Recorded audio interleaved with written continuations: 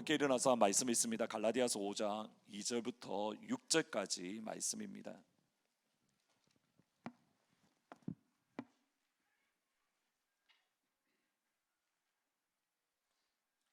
갈라디아서 5장 2절부터 6절 다 같이 한 목소리로 같이 있습니다. 시작.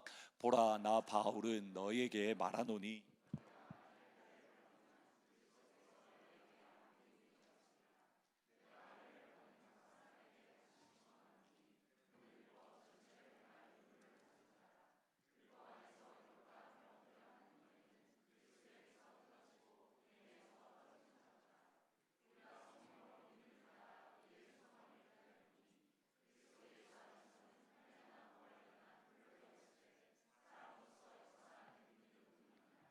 아멘. 여자가 싫어하는 남자 이야기의 주제는 두 가지라고 합니다. 축구 이야기와 군대 이야기를 이렇게 한국의 여자분들은 진짜 싫어한다라고 합니다. 축구 이야기, 군대 이야기보다 더 싫어하는 여자들이 싫어하는 남자들의 최악의 이야기는 뭐냐면 군대에서 축구 시합한 이야기. 오늘은 최악은 아니고 축구 이야기만 먼저 하려고 합니다. 2002년 월드컵 때를 여러분 기억하십니까? 제가 그때에 교육전도사로 사역을 할 때였는데 담임 목사님이 뭐 축구는 둘째 문제이고 운동 자체를 전혀 안 좋아하셨습니다. 뭐 보는 것도 안 좋아하고 하는 것도 안 좋아하고, 제가 이렇게 설교 준비를 하다가 기억을 되돌아봤는데 월드컵 예선전, 그것도 한국이 16강전에 올라가느냐 올라가지 않느냐, 마지막 뭐 어떻게 표현이 그렇지만 운명이 결정되는 마지막 예선전인 포르투갈과의 경기가 있던 그날, 그 포르투갈과 경기하는 바로 그 시간 저는 구역 예배를 인도하고 있었습니다. 여러분, 구역 예배를 인도하는데 환호성이 막 들리면 어떻겠습니까? 우리가 지금 골을 넣었을까? 또 여러분, 그때 탄식 소리가 막 들리지 않습니까? 그러면 우리가 골을 먹었을까? 이게 올라가는지 내려가는지 이렇게 이 구역 예배를 인도를 하기는 하는데 언제 끝나나 많이 고민을 했던 그런 시간들이, 기억들이 있습니다.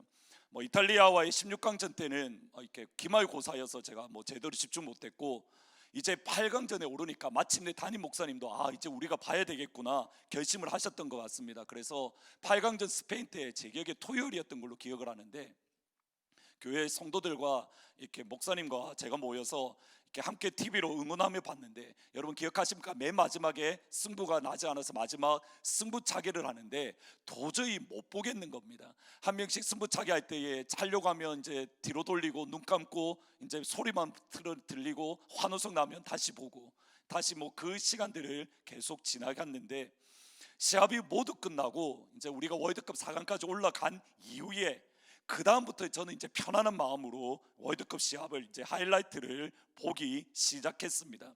이후에 다시 월드컵 경기를 볼 때에 우리가 골을 먹고 있어도, 우리가 지고 있어도, 특별히 여러분 16강전 이탈리아전은 88분까지 90분까지 경기인데 88분까지 1대, 안 보신 것처럼 그렇게 하십니까? 저는 그날 안 봤습니다. 나중에 봤는데 1대0으로 우리가 88분까지 지고 있다가 88분에 설기현이 극적인 골을 넣고, 그 다음에 한국을 쫓겨날 만한 안정환이 연장전에 골을 넣고, 그래서 우리가 다시 8강전에 올랐던 그 게임을 보는데 1대0으로 지고 있어도 아무렇지도 않습니다. 무엇 때문입니까? 결과를 알고 있기 때문에.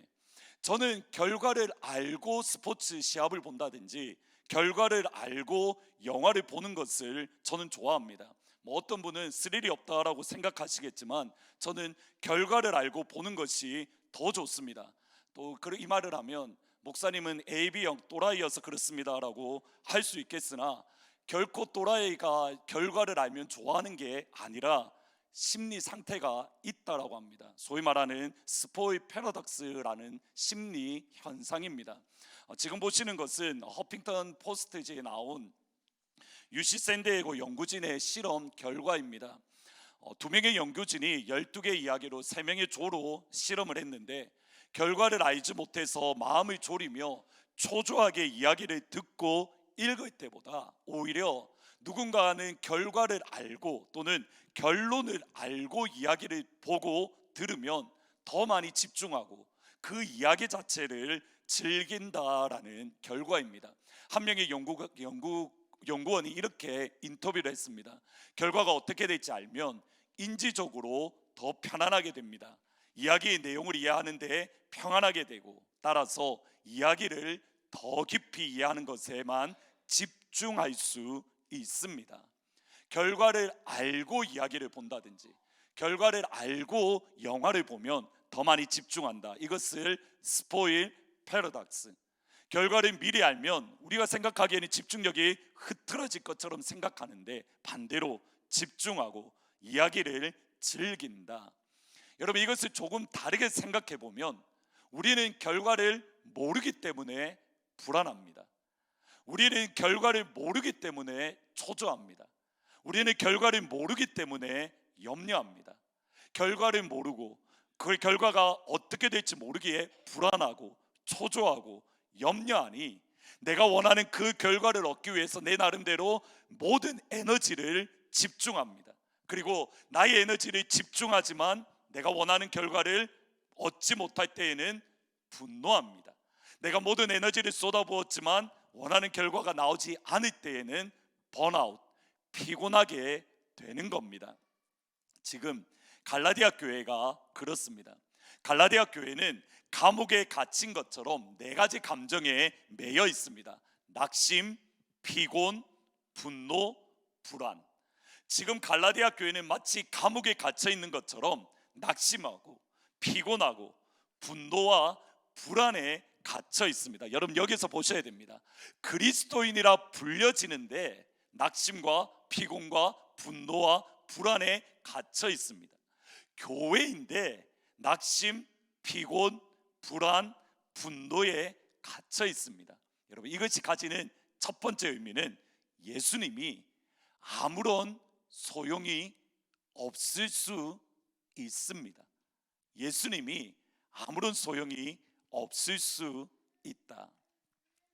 주중에 미주 지역 청소년과 부모님들의 대상으로 창조론과 진화론에 대한 인식을 설문조사를 한 것이 있습니다. 한번 파워포인트를 열어주시면 크리스찬 부모님과 자녀들에게 당신은 하나님의 형상으로 지음받았습니까? 라고 질문할 때 부모님은 98%가 나는 하나님의 형상입니다. 자녀들은 90%가 하나님의 형상으로 지음받았다라고 고백을 합니다. 근데 한 장 더 넘겨주시면 당신은 창조론을 더 신뢰합니까? 라고 이야기할 때, 하나님이 창조하신 것을 더 믿습니까? 라고 할 때 부모님은 94%, 그 부모님의 자녀들은 54%는 창조론, 46%는 진화론을 더 신뢰한다라고 합니다. 부모님 세대에는 예수 믿는 믿음이 있기 때문에 하나님께서 창조하셨다는 것을 신뢰하지만 자녀 세대에 가서는 반반으로 나눠지면서 서로가 창조론과 진화론에 있어서 갈등하고 고민하고 혼돈 속에 빠져 있는 것을 알 수 있는 겁니다. 단순히 창조론과 진화론뿐만 아니라 성경적인 세계관이 갈수록 무너지는 것을 피부로 느낍니다. 이때에 예수를 믿는 부모님 세대인 예수 믿는 저희들이 확실하게 견고하게 강하게 붙잡아야 되는 진리는 창조주 하나님입니다. 창세기 1장의 말씀은 분명하게 말씀합니다. 태초에 하나님이 천지를 창조하시니라. 하나님은 말씀으로 빛을 창조하십니다. 하나님은 말씀으로 해와 달과 별을 창조하십니다. 하나님께서 그 소름으로 사람을 직접 만드시고 그 코에 생기를 불어넣으시니 생명, 살아있는 존재가 되었다. 하나님은 말씀으로 빛을 창조하시고 말씀으로 해와 달과 별을 창조하시고 말씀으로 그 손으로 사람을 빚으시고 그 코에 생기를 넣으셨던 그 창조주 하나님이 저와 여러분을 창조하셨습니다. 에베소서 2장 10절에 보면 우리는 하나님의 만드신 바다, 하나님의 만드신 바다. 여기 만드신다라는 말이 헬라어로 포에마라는 말입니다. 영어 성경에 보면 workmanship, 우리는 하나님의 작품이다. 우리는 하나님의 솜씨이다. 하나님의 형상으로 지음받은 하나님의 작품이 누구입니까? 저입니다. 아멘. 하나님의 형상을 닮아서 하나님의 손으로 만든 하나님의 솜씨가 누구입니까? 안성수 목사입니다.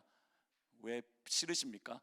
옆 사람을 보시고 당신은 하나님의 작품입니다 라고 한번 같이 고백하시면 좋을 것 같습니다.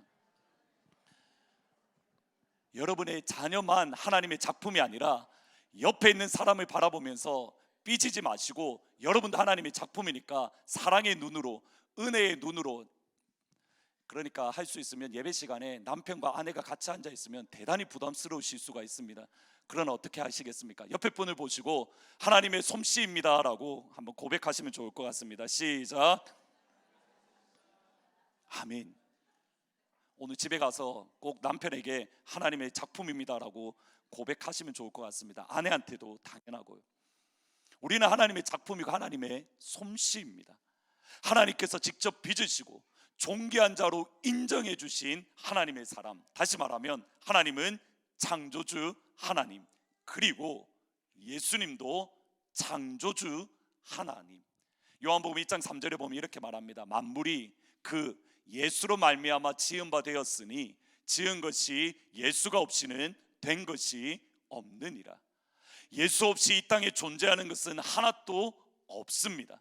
예수님 때문에 우리는 이 자리에 모여 있습니다. 예수님 때문에 이 자리에 모여서 찬양하고 예배하고 하나님의 이름을 높이고 있습니다. 예수님 없이 이 땅에 존재하는 것은 단 하나도 없습니다. 창조주이신 예수님은 생명입니다. 창조주이신 예수님은 빛이십니다. 1장 4절 5절에 보시면 이렇게 말합니다. 그 안에 생명이 있었으니 이 생명은 사람들의 빛이라. 빛이 어둠에 비치되 어둠이 깨닫지 못하더라. 예수님은 창조주 하나님입니다. 예수님 안에 생명이 있습니다. 예수님 안에 빛이 있습니다. 창조주이신 예수님이 생명이시고 빛이신 예수님이 어둠 가운데 비추었지만 어둠이 깨닫지 못했다. 여기 깨닫다라는 이 말은 분명히 헬라어로 깨닫다라는 뜻이 있습니다. 근데 2차적인 뜻입니다. 기본적인 뜻은 뭐냐면 이기다, 승리한다라는 뜻입니다. 그러면 이렇게 번역이 됩니다. 빛이 어둠에 비치되 어둠이 이기지 못하더라. 누구를 이기지 못하는 겁니까? 창조주이신 예수를 못 이긴다. 어둠은 빛이신 예수를 이기지 못한다. 어둠은 생명이신 예수를 이기지 못한다. 여러분, 이 관점으로 요한복음을 다시 읽으면 조금 다른 각도로 볼 수가 있습니다. 요한복음 2장에 보면 가나 혼지 잔치집에 포도주가 떨어집니다. 성경에 보면 포도주는 기쁨과 행복과 풍요를 뜻합니다. 결혼집인데 기쁨이 없습니다. 결혼집인데 행복이 없습니다. 그때에 생명이시며 빛이시며 창조주이신 예수님이 딱 가니 어떻게 됩니까? 그 가운데에 포도주가 다시 풍요롭게 채워집니다. 생명이신 예수님, 빛이신 예수님이 그 자리에 가니 그들 가운데 기쁨이 회복되고 행복이 회복되고 예수 안에 있는 풍요로움이 그들 안에 충만하게 새롭게 되는 역사가 일어날 줄 믿습니다. 4장에 넘어가면 사람들의 눈을 피해서 야곱의 운물에 몰래 왔던 그 여인, 어두움 가운데 살아가던 사마리아 여인이 창조주이신 예수님, 생명이신 예수님, 빛이신 예수님을 만났습니다. 그때에 그녀 안에 가지고 있었던 지나간 시간들의 눈물이, 그녀 안에 있었던 지나간 시간들의 아픔이, 그녀 안에 있었던 지나간 시간들의 깊은 상처가 자유함을 누렸습니다. 여러분, 이 여인이 5번 6번 결혼했다. 왜 5번 6번 결혼했겠습니까? 간단합니다. 결혼하지 않고는 여인의 혼자임으로는 살 수 없기 때문입니다. 생계를 유지할 방법이 없기 때문에 먹고 살기 위해서 그는 결혼하고, 그가 또 버림을 받으면 또 살기 위해서 결혼하고. 여러분, 이 여인의 마음이 어떻겠습니까? 좋아서 결혼했다가 아닙니다. 이 땅 가운데 살기 위해서 결혼하고 버림받고, 결혼하고 버림받고, 결혼하고 버림받고, 그의 10년 깊은 곳에 있던 그 상처, 누구도 제대로 만나지 못해서 동네 사람들조차 만나는 것이 두려워서 대낮에 몰래 우물가에 갔던 그 여인이 창조주 예수님, 생명이신 예수님, 빛이신 예수님을 만나니 어깨 펴고 당당하게 동네 사람들에게 가서 이렇게 말합니다. 내가 행한 일을 나에게 말한 이 예수가 구원자가 아니냐. 여러분, 내가 행한 일이라고 말합니다. 자기가 행한 일이 무엇인가요? 6번 결혼한 것. 나는 결혼했는데 나는 버림받았습니다. 나는 또다시 결혼했는데 버림받았습니다. 사람들 만나는 것조차 싫어했던 그 여인이 동네 사람들에게 가서 여러분들은 내가 어떤 일을 행했는지 알지 않습니까? 그 일이 나에게 말한 이 예수가 생명의 구원자이고 빛이신 나의 구원자, 나의 하나님입니다. 과거에 어두움에 gat혀있던 여러분의 과거 속에 상처라는 그 어두움이 생명이신 예수님, 빛이신 예수님 앞에 완전히 물러가는 줄 믿습니다. 여러분의 과거의 신앙의 모습들, 과거의 모습이 어떻든 전혀 상관없이 빛이신 예수님, 생명이신 예수님을 만나면 빛이신 예수님이 여러분 안에 있는 상처를 물리치고 빛이신 예수님이 여러분 안에 있는 어두움을, 과거의 어두움을 물리치고 어깨 펴고 당당하게 내가 행한 일을 나에게 말한 이 예수가 하나님의 아들이라, 어깨 펴고 당당한 하나님의 백성들이 될 수 있기를 주의 이름으로 축원합니다. 누구든지 그리스도 안에 있으면 새로운 피조물이라, 이전 것은 지나갔으니 보라 새 것이 되었도다. 아멘. 지금 이 순간에 여러분은 무엇입니까? 새로운 피조물입니다. 여러분의 이전의 모습과 상관없이 이 시간 예수를 만나면 여러분은 하나님 보시기에 심히 좋았더라. 뉴 크리에이션, 예수 안에 생명의 역사, 여러분 가운데 있는 어둠이 떠나가는 일들이 이 시간 임하기를 주의 이름으로 축원합니다. 5장으로 넘어가면 높은 관직에 있던 왕의 아들을 붙들고 있던 열병이 생명이신 예수님을 만나니 쫓겨납니다. 38년 동안, 여러분 이 장면을 머릿속으로 그림 그려보셔야 됩니다. 38년 동안 나보다 그래도 상황이 괜찮은 사람들이 걸어가는 겁니다. 베데스다 연못을 다시 한번 생각해 보셔야 됩니다. 여러분 그 자리에서 제일 상태가 안 좋고 건강이 안 좋은 사람이 누구입니까? 그 사람입니다. 딴 사람들은 걸어갈 만하잖아요. 걸어갈 만한데 저렇게 멀쩡한 사람, 나보다 더 괜찮은 사람이 치료를 받는데 나는 치료받지 못하고 38년 동안 그 자리 그곳에 앉아서 내일에 대한 소망이 없는 그 병자를 향하여 생명이시고 빛이신 예수님을 만나니 이 역사가 일어납니다. 5장 8절부터 9절 같이 있습니다. 시작. 예수께서 이르시되 일어나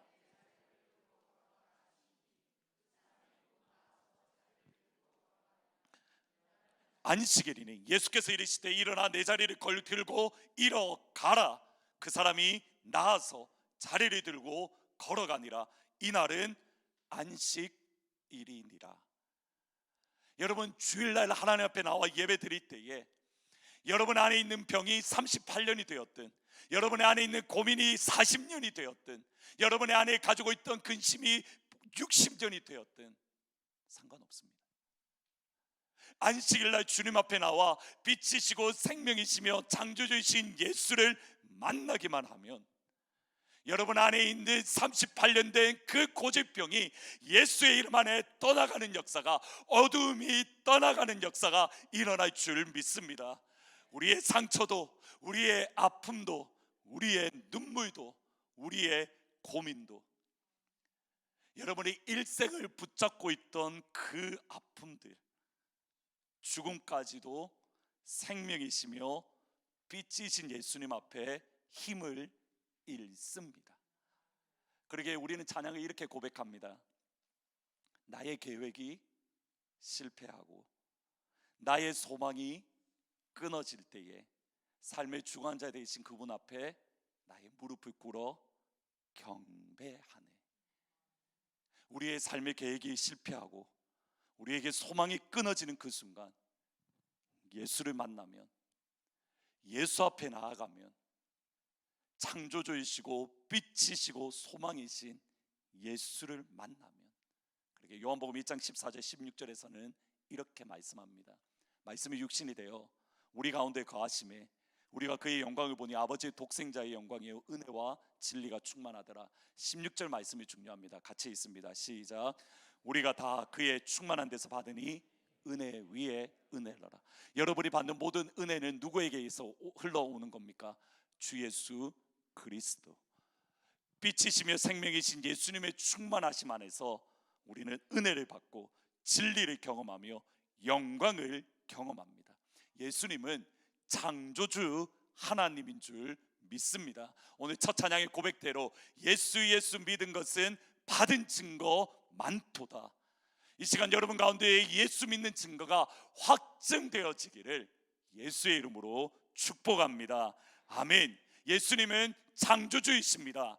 아멘. 예수님은 생명입니다. 아멘. 예수님은 빛입니다. 아멘. 예수님은 창조자입니다. 아멘. 예수님은 빛입니다. 아멘. 예수님은 생명입니다. 아멘. 그런데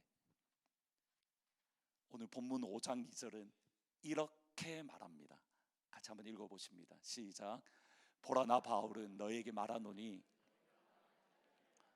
그리스도께서 너에게 아무 유익이. 여러분, 이 구절이 이상하지 않습니까? 지금까지 제가 열심히 말했던 것과 다르지 않습니까? 그리스도께서 너희에게 아무 유익이 없느니라. Christ will be no use at all to you. 여기에 소용이 없다, 유익이 없다, 이렇게 no value라고 되어 있는데 use라는 단어, help라는 단어로 번역이 되어집니다. 예수님께서 아무 유익이 없다, 예수님께서 아무 소용없다, 예수님께서 도움이 되지 않는다. 우리가 하나님 앞에 나오지만, 우리가 교회에 나와 있지만 창조주이신 예수님이 아무 유익이 없을 수 있습니다. 우리가 이 자리에 함께 모여 있지만 빛이신 예수님이 아무 소용 없을 수 있습니다. 생명이신 예수님이 저와 여러분에게 아무 도움이 되지 않을 수 있습니다. 왜요? 예수님께 붙어 있지 않기 때문에. 5장 4절에 보면 이렇게 말합니다. 율법 안에서 의롭다함을 얻으려는 너희는 그리스도에게서 끊어지다라는 말은 어바릭시라는 말입니다. 헬라어로 보면 완전히 무너졌고 은혜에서 떨어진 자로다. 교회에 나와 있지만 은혜에서 떨어졌고, 교회에 나와 있지만 예수님에게서 끊어지니 예수님이 도움이 되지 않습니다. 예수님이 아무런 소용이 없습니다. 예수님이 아무런 유익이 없습니다. 누구의 문제입니까? 예수님이 문제입니까? 나의 문제입니까? 천지를 지으신 창조주 예수님은 아무 문제 없습니다. 무엇이 문제입니까? 창조주이신 예수님과 나와의 관계에 문제가 있기 때문에. 창조주이신 예수님과 생명이신 예수님과 나와의 관계가 끊어졌기 때문에. 질문을 드립니다. 여러분은, 예수님은 여러분에게 창조주 하나님이십니까? 예수님은 여러분에게 창조주 하나님이십니까? 예수님은 여러분에게 생명이며 빛이십니까? 아멘. 예수님이 여러분에게 도움이 되고 계십니까? 예수님이 여러분에게 유익이 되고 있습니까? 예수를 믿는 증거가 여러분에게 분명하게 확증되고 있습니까? 창조주 예수님께 붙어 있으면, 창조주 예수님과 바른 관계에 있다면 따라서 우리에게는 소망이 있습니다. 갈라디아서 5장 5절에 보면 우리가 성령으로 믿음을 따라 의의 소망을 기다린다. 같이 다시 한번 읽어봅니다. 시작. 우리가 성령으로 믿음을 따라 의의 소망을 기다린다. 예수님께 딱 붙어 있다라는 것을 알 수 있는 것은 우리에게 소망이 있는가. 베드로전서 2장 3절을 보면 이렇게 말합니다. 우리 주 예수 그리스도의 아버지 하나님을 찬송하리로다. 그의 많으신 긍휼대로 예수 그리스도를 죽은 자 가운데서 부활하게 하심으로 말미암아 우리를 거듭나게 하사. 여러분, 이게 뭡니까? 복음입니다. 예수의 죽으심과 예수의 부활로 말미암아 우리가 거듭났다. 따라서 우리가 무엇을 가집니까? 산 소망이 있게 하시며. 여러분이 예수의 죽으심과 부활을 경험했다면 우리 안에는 무엇이 있다는 겁니까? 산 소망이 있다는 뜻입니다. 여러분, 여기에서 궁금증이 생기는 것이, 여러분 지금까지 제가 말한 것 중에 소망이라는 단어를 썼습니까? 희망이라는 단어를 썼습니까? 소망이라는 단어를 썼습니다. 그러면 소망과 희망은 뜻이 같을까요? 다를까요? 여러분 성경책을 찾아보시면 소망이라는 말이 나올까요? 희망이라고 말이 나올까요? 주로 소망이라는 단어가 나옵니다. 소망과 희망은 뜻이 같을까요? 다를까요? 갑자기 헷갈리시죠? 소망, 희망, 국어 사전을 찾아보면 소망과 희망은 똑같습니다. 똑같은 단어인데 교회에서는 소망이라는 단어를 더 많이 씁니다. 왜 그럴까? 여러 가지 찾아보다가 백석대학교의 최갑종 교수님이 하셨던 말씀이 있습니다. 희망의 강조점은 사람입니다. 내가 무언가를 희망하는 것, 내가 무언가를 희망하니까 한계점이 있습니다. 이루어질 수도 있고 이루어지지 않을 수도 있고. 근데 소망은 조금 다릅니다. 이렇게 말을 합니다. 소망의 근원과 주체는 사람이 아니고 하나님이시다. 소망의 내용은 하나님의 약속이며 이 약속은 예수 안에서 이미 부분적으로 성취되었고 앞으로도 완성된다. 그리고 성령님은 예수 안에서 이미 성취되고 앞으로 성취되어지는 소망을 성도, 신자 안에서 이루어 가신다. 이처럼 성경에서 소망은 삼위 하나님의 사역과 관련되었기에 그 다음 반드시 이루어진다. 그러기에 소망이라는 단어를 쓰는 겁니다. 그리스도인의 소망은 하나님의 약속입니다. 그리스도의 소망은 예수님이 성취하셨습니다. 그리스도의 소망은 성령께서 여러분 안에 이루어 가십니다. 소망을 주신 분도 하나님, 소망을 성취하시는 분은 예수님, 그 소망을 이루어 가시는 분은 성령 하나님. 여러분은 희망을 가지셨습니까? 소망을 가지고 계십니까? 시편 기자 71편 시편 기자는 이렇게 고백합니다. 같이 한번 읽습니다. 시작. 주 여호와여, 주는 나의 소망이시요. 하나님, you have been my hope. 하나님, 당신이 나의 소망입니다. 세상이 기다리는 기독교라는 스캇 소이즈 목사님이 쓰신 책이 있습니다. 이 책 가운데에 사무엘 존슨이라는 18세기 문학가이자 크리스찬에 대한 이야기가 나오는데, 그가 게으름과 끊임없이 싸우는 그런 일기장의 내용이 나옵니다. 한번 보시면 1731년에 이렇게 일기장을 썼습니다. 오 주님, 제가 게으름으로 허비하는 시간을 회복할 수 있게 해주십시오. 그리고 나서 19년 뒤에 이렇게 다시 일기장을 씁니다. 하나님, 내가 게으름을 벗고 남은 나이들을 부지런하게 사용하게 해주십시오. 그리고 4년 뒤 1761년에 이렇게 말합니다. 내가 결심했는데 내가 이제 결심하는 것이 두렵습니다. 내가 부지런하겠다라고 결심하는데 내가 그 결심이 두렵다.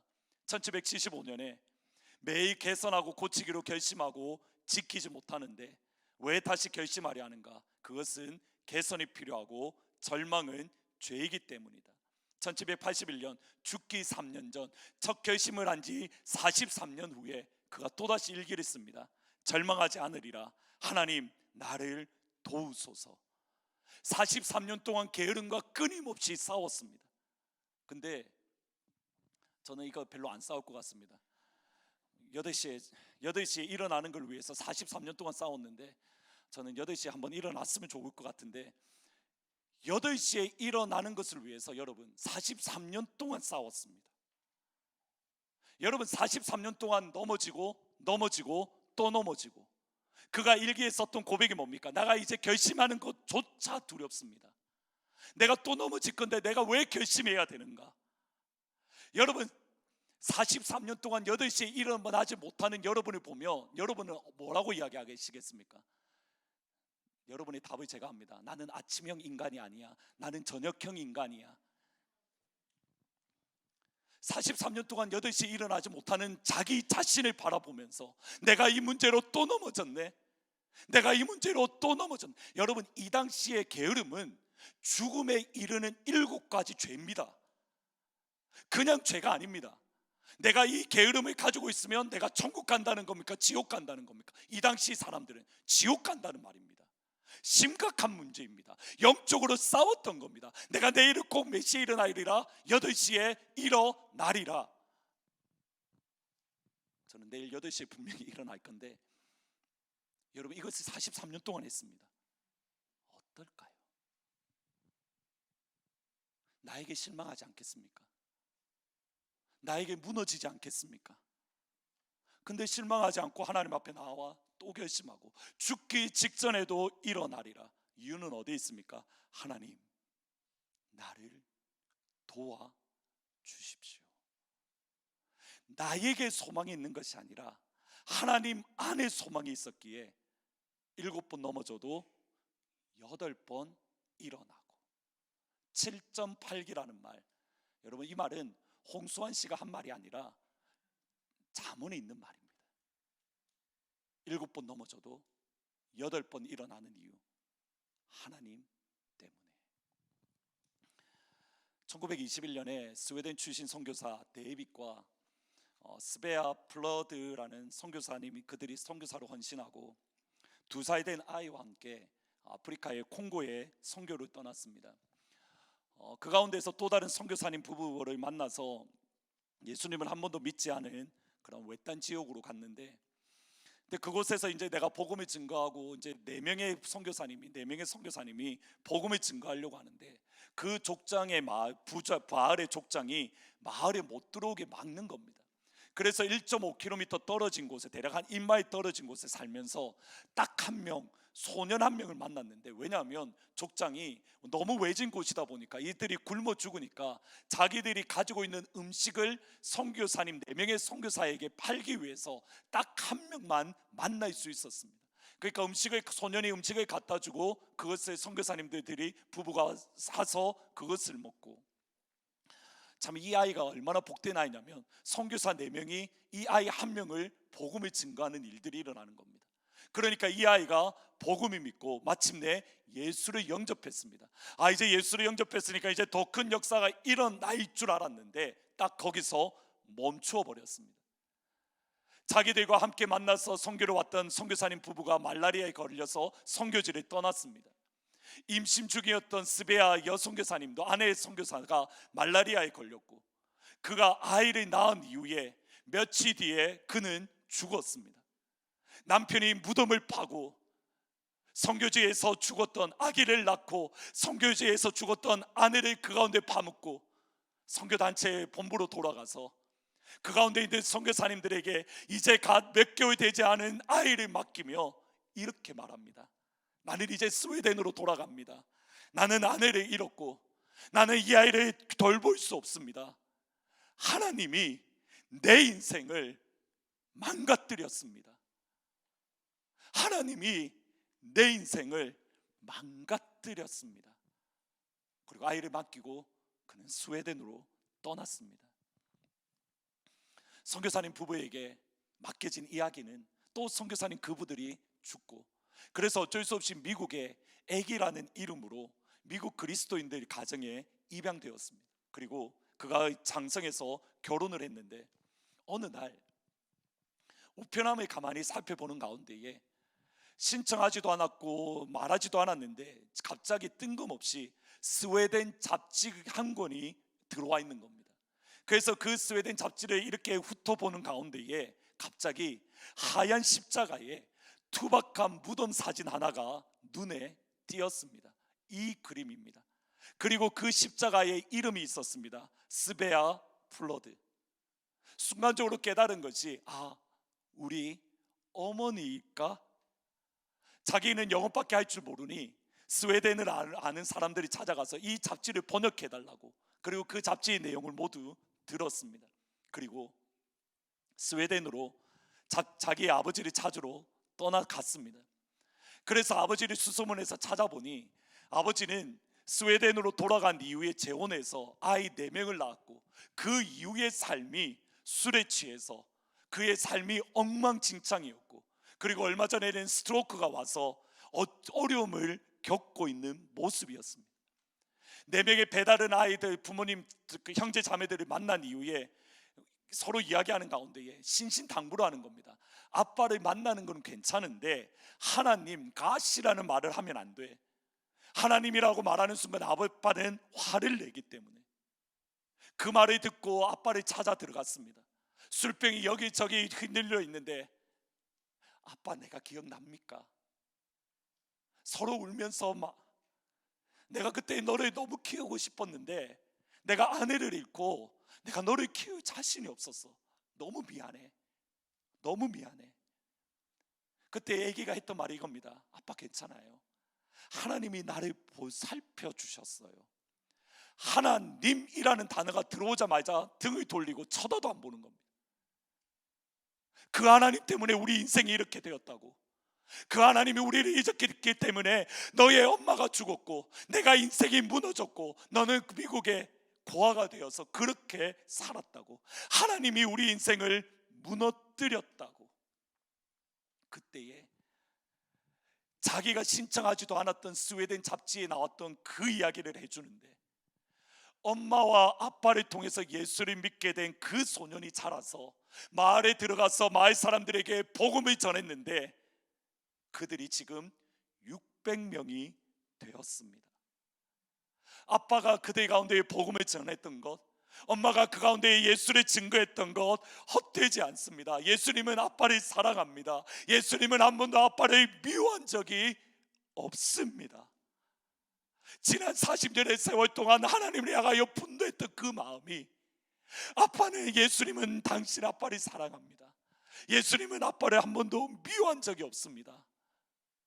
그 말을 듣고 분노가 사가를 들고 하나님께로 돌아와서 얼마 후에 천국에 갔습니다.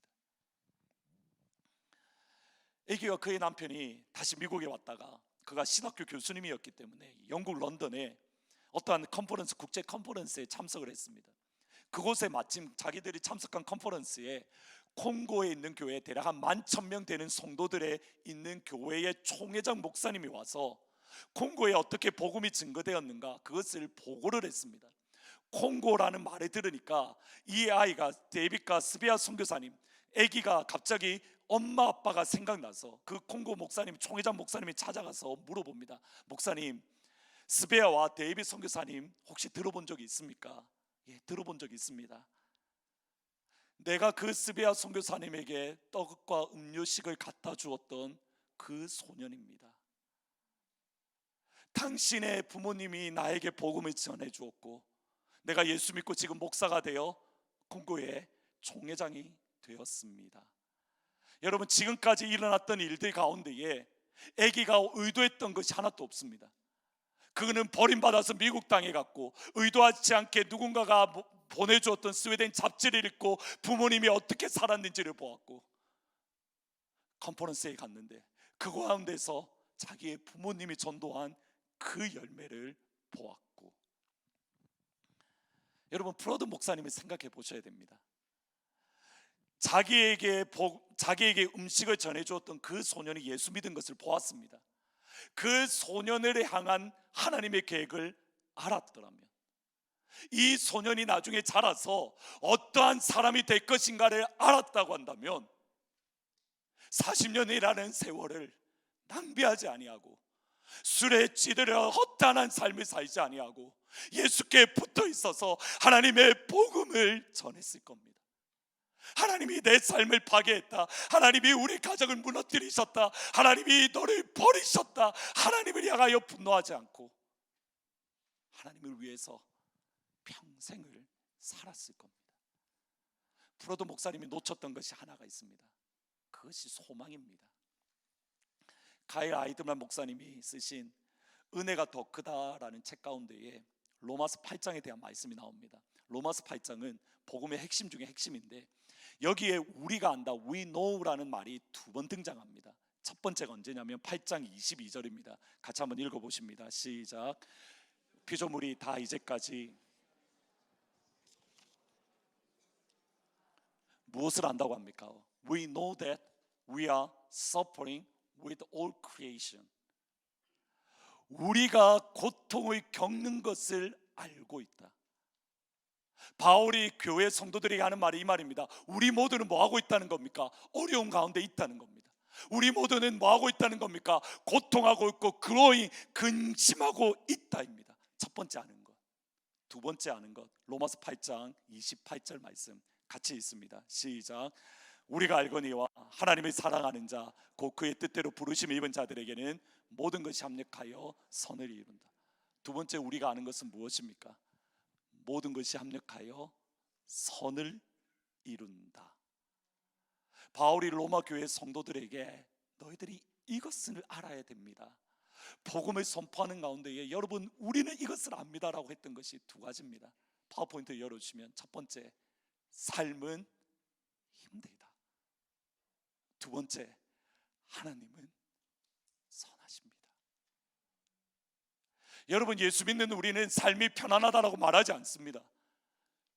예수 믿는 우리는 삶이 힘들다라고 말합니다. 죄 가운데에 놓여져 있기에 저와 여러분은 삶은 힘들고 어렵습니다. 저는 여러분의 삶을 생각하지 못할 정도로 여러분의 개인의 삶을 보면 힘들고 어렵습니다. We know that we are suffering. We know that we are growing. 거기서 끝나지 않습니다. Then God is good. All the time. All the time. God is good. 우리는 고통을 받습니다. 하나님은 선하십니다. 따라서 성도의 결론은 항상 이것입니다. 로마서 8장 38절부터 5절부터 마지막 절까지 믿음으로 크게 한 목소리로 있습니다. 시작. 누가 우리를 그리스도의 사랑에서 끊으리요? 환난이나 공고나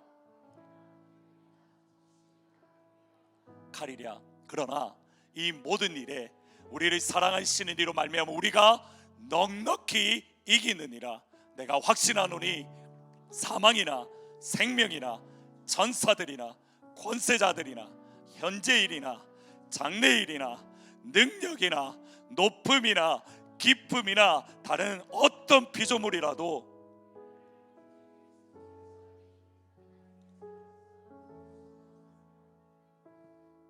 저와 여러분은 결과를 이미 알고 있습니다.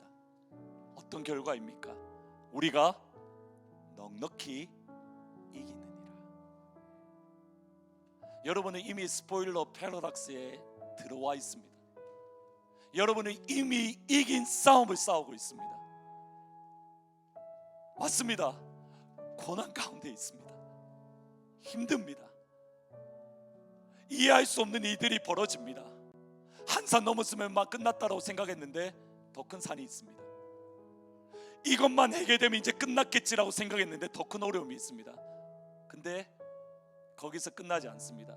하나님은 선하시다. 삶은 힘들다. 하나님은 선하시다.